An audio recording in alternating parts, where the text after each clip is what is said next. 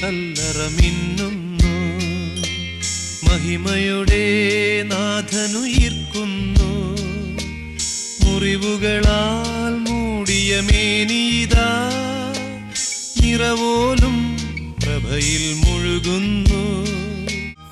എന്നെ ആരാധിക്കാൻ വരുമ്പോൾ ഇക്കാര്യം ഓർക്കുക. മണ്ണിൽ പതിച്ച് മരിക്കുകയും ഉയർക്കുകയും അനേകം ആത്മാക്കൾക്ക് ഭക്ഷണമായി തീരുകയും ലോകാവസാനം വരെ അങ്ങനെ ആയിരിക്കുകയും ചെയ്യുന്ന എന്നെ കൂദാശ ചെയ്യപ്പെട്ട തിരുവോസ്തിയിലേക്ക് നോക്കിക്കാണുക. ഗോതമ്പ് മണിയായിരുന്ന ഞാൻ അപ്പമായ ഞാനായി മാറി.